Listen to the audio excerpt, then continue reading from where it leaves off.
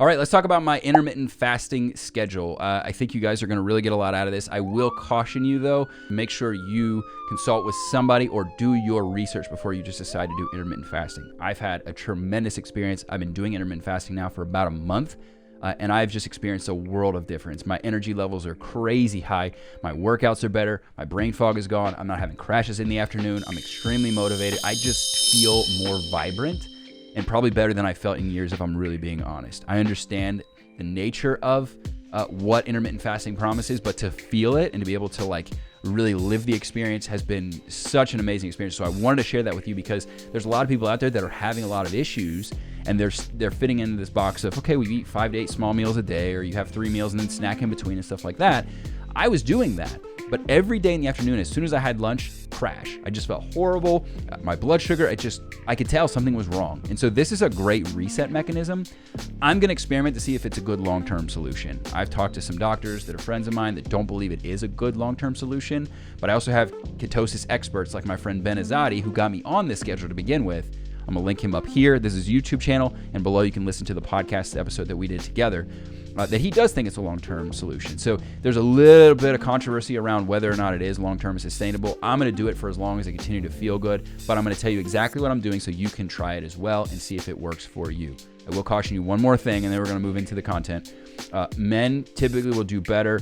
Women, from what I read, you need to be really careful just due to the nature of cycles and hormones and stuff like that. So please be careful if you're a female. I wouldn't go to the exact extremes that I go to or that men can go to have the same effect from ketosis. I pulled that from the book Boundless by Ben Greenfield. That you can check that out. He actually specifically talks about why it's a little bit more challenging for women and why it may have an adverse effect over what you're trying to accomplish. So here's what I'm doing. I'm doing an 18 and 6 schedule, right? So at 10 a.m., I have my first meal. So I wake up in the morning, I do what I need to do. I do a little bit of aerobic exercise. Maybe I do some cardio, or I take the dogs for a walk, or I do some yoga, or I jump on the trampoline, or whatever it looks like. I just kind of slowly get into my day. 10 o'clock rolls around. I have a fairly large breakfast, right? So I make sure I get at least 1,000 calories. One of the biggest concerns about this plan that I'm on is my caloric intake would drop well below 2,000 calories a day. I'm not a huge fan. I actually think that calorie counts are a little overrated. I think it's maybe a little bit antiquated in terms of viewing, what health and wellness looks like. I think why people yo-yo with diet so much is that they're calorie counting and not focused on macros. That's my opinion, and you could do your own research.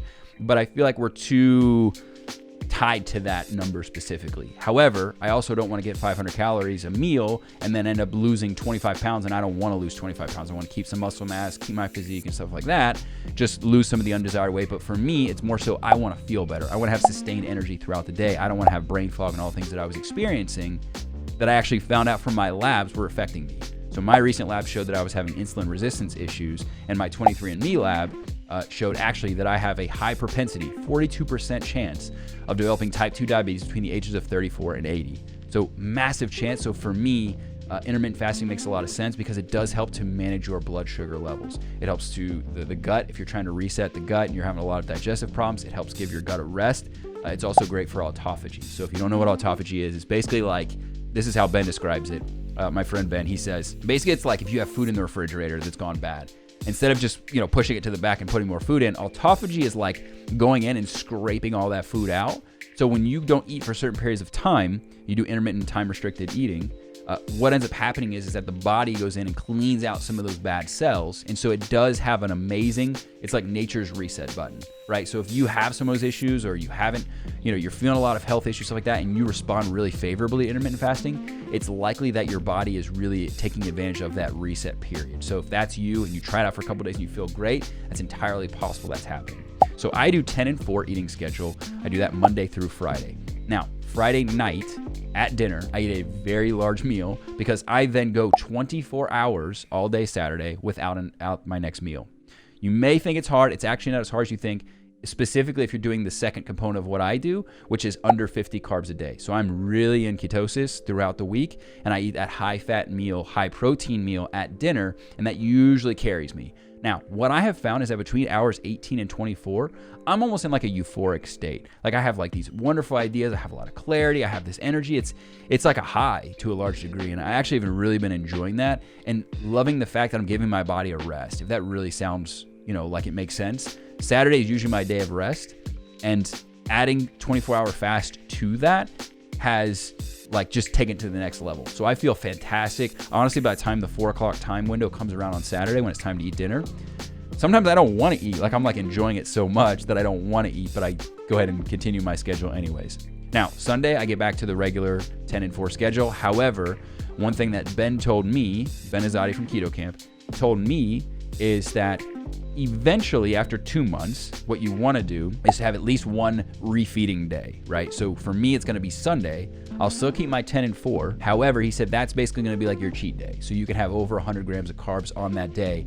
The reason being, and actually I was just reading about Dave Asprey, he talked about this. Some people that are on intermittent fasting and ketosis too long, they start to experience sleep issues. And there's a really scientific fundamental reason for it. It's called like gliadin or something, where it has something to do with the cell, that you start having sleep issues if you remain too long because you're not feeding that part of the cell with carbs, that you actually do need those. So you may feel better on low carbs, but at some point you are going to need to kind of reset in what Ben calls it to be keto flex, which is you're having a day of higher carbs. So Sunday, after my 2 month, which ends on April the 20th, on Sundays, what I'll be doing is still 2 meals a day, still taking advantage of ketosis and the intermittent fasting and letting my body take advantage of autophagy, but having higher carbs, so I'm going to over 100 grams of carbs on Sunday, and then Monday right back into the normal schedule. Now, what I can tell you is this, guys, it has been a tremendous experience. I feel like I'm 10, 15 years younger. It is just, it has been unbelievable. However, I would really recommend that you try it and or work with somebody in functional medicine or